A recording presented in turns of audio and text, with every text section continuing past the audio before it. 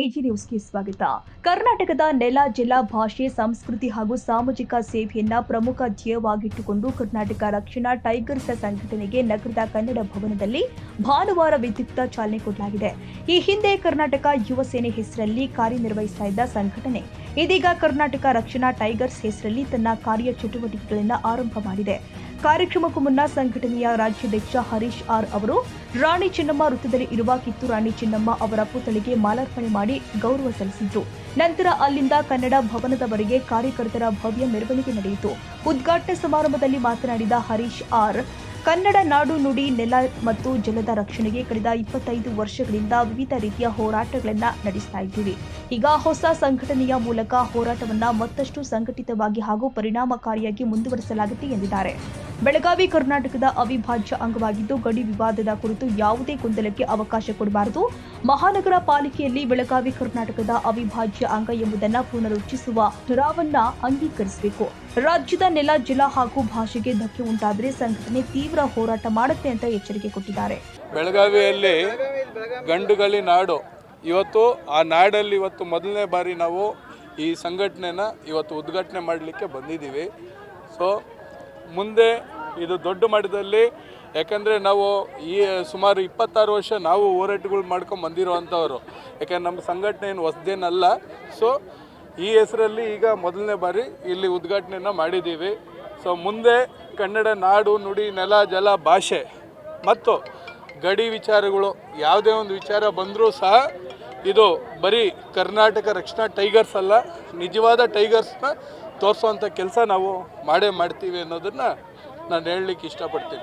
ಬೆಳಗಾವಿ ಗಡಿ ವಿಚಾರ ಐತಿ, MS ಶಿವಸೇನೆ ಜೊತೆಗೆ ಮಹಾರಾಷ್ಟ್ರ ಸರ್ಕಾರದ ಖ್ಯಾತಿ ಇರುವಂಥದ್ದು. ಆ ನಿಟ್ಟಿನಲ್ಲಿ ತಾವು ಏನು ಮಾಡ್ತೀರಿ? ಇಲ್ಲ, ಖಂಡಿತವಾಗಿ ಅದು ಏನು ನೆನ್ನೆ ಮೊನ್ನೆ ವಿಚಾರ ಅಲ್ಲ ಅದು.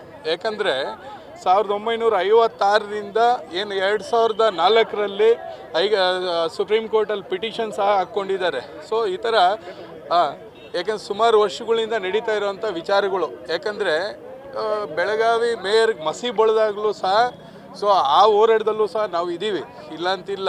ನಾವೇನು ನೆನ್ನೆ ಮೊನ್ನೆ ಇದನ್ನೇನು ನೋಡಿಲ್ಲ, ಫಸ್ಟಿಂದನೂ ನೋಡ್ತಾ ಬರ್ತಾ ಇದ್ದೀವಿ. ಸೊ ಅವ್ರದ್ದೇನು ಬರೀ ಬೊಗಳೆ ಮಾತುಗಳು, ಅದಕ್ಕೆ ನಾವು ಯಾರು ಕಿವಿ ಕೊಡೋ ಅಂಥ ಅವಶ್ಯಕತೆ ಇಲ್ಲ. ಅದಕ್ಕೆ ಕೋರ್ಟ್ ಇದೆ, ಎಲ್ಲ ಇದೆ. ಸೊ ನಮ್ಮ ನಾಡಿನ ಪರವಾಗಿ ಅದಾಗುತ್ತೆ ಅನ್ನೋದನ್ನು ನಾನು ಹೇಳ್ತೀನಿ. ಈಗ ಬೆಳಗಾವಿ ಮಹಾನಗರ ಪಾಲಿಕೆಯಲ್ಲಿ ಬೆಳಗಾವಿ ಕರ್ನಾಟಕದ ಅವಿಭಾಜ್ಯ ಅಂಗ ಅನ್ನೋ ನಿಟ್ಟಿನಲ್ಲಿ ಠರಾವು ಮಾಡಬೇಕು, ಗೊತ್ತುವಳಿ ನಿರ್ವಹಣೆ ಏನು ಮಾಡಬೇಕಂತ ಹೇಳಿ ಹೋರಾಟ ಮಾಡ್ತಿದ್ದಾರೆ ಕನ್ನಡ ಪರ ಹೋರಾಟಗಾರರು. ಆದರೆ ಈವರೆಗೂ ಆ ಕೆಲಸ ಆಗ್ತಾ ಇಲ್ಲ.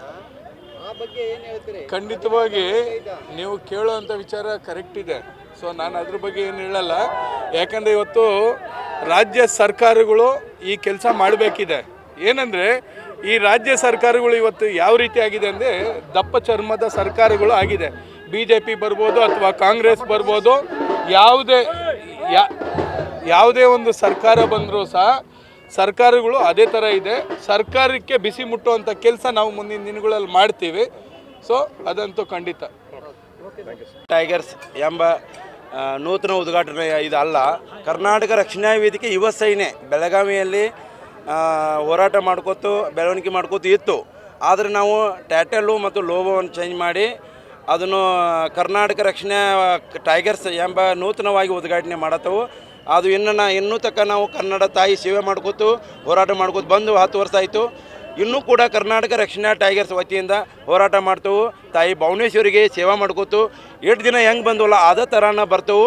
ಮತ್ತು ಯಾರು MS ಕೆಂತಿ ಪದೇ ತೆಗ್ತಾರೆ ಬೆಳಗಾವಿದಾಗ, ಅವ್ರನ್ನೂ ಎಲ್ಲಿದಾರಲ್ಲ ಅಲ್ಲಿ ಕರ್ನಾಟಕ ರಕ್ಷಣಾ ಟೈಗರ್ಸ್, ಈ ಟೈಗರ್ಸ್ ಅನ್ನೋ ವ್ಯಕ್ತಿ ಬೆಳಗಾವಿದಾಗೆ ನಮ್ಮ ಹರಿಚಂದನ ರಾಜ್ಯಾಧ್ಯಕ್ಷರ ವತಿಯಿಂದ ಉದ್ಘಾಟನೆ ಆಗ್ತೈತಿ. ಅದನ್ನು ನಾವು ಬೆಳಗಾವಿ ಜಿಲ್ಲಾಧ್ಯಕ್ಷರು ಬಾಳಪ್ಪ ಗುಡಿಗೆನಟ್ಟಿಯಾಗಿ ಅದನ್ನು ಸಂಪೂರ್ಣವಾಗಿ ಮುಂದುವಡಿಸಿ MS ಅಂತ ವ್ಯಕ್ತಿಗಳನ್ನು ಎದ್ದು ಟೈಗರ್ ಥರ ಹಿಂಗೆ ನುಗ್ಗಿ ಅಂತ MS ಸರ್ಕಾರನು ಅದು ಮಹಾರಾಷ್ಟ್ರ ಗಡಿ ಭಾಗ ಬಿಟ್ಟು ಹೋಗಲಿ ಅವರು ಮಹಾರಾಷ್ಟ್ರಕ್ಕೆ. ಆದರೆ ಬೆಳಗಾವಿದಾಗ ಪದೇ ಬಂದು ತಕರಾರು ಮಾಡತ್ತಾರ. ಅವ್ರಿಗೆ ಎಚ್ಚರಿಕೆ ಹೇಳ್ತಾನು.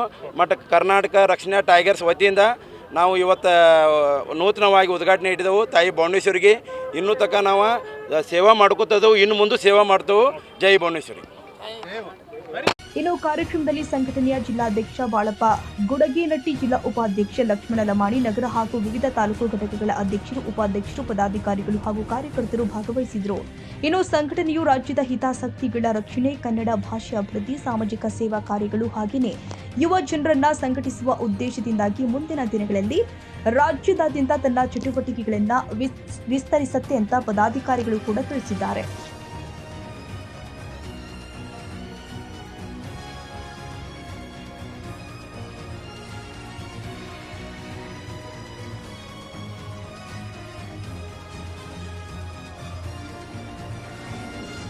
ಕನ್ನಡಿಗರ ಮೆಚ್ಚಿನ ನಿಮ್ಮ ಎಜೆ 24/7 ನ್ಯೂಸ್ ಕನ್ನಡ ವಾಹಿನಿ ಇದೀಗ ಟಿವಿಯಲ್ಲಿ ಲಭ್ಯ.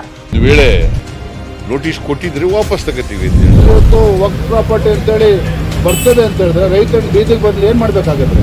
ಯಾರು ವೋಟ್ ಹಾಕಿಲ್ಲ ಅಂದ್ರೆ ಗ್ಯಾರಂಟಿನೆಲ್ಲ ಸ್ಟಾಪ್ ಮಾಡ್ಬಿಡ್ತೀವಿ.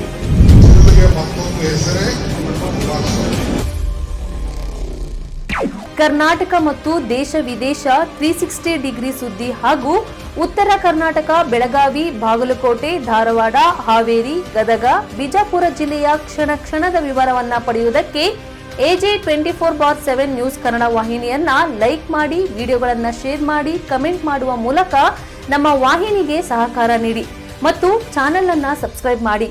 ಧನ್ಯವಾದಗಳು.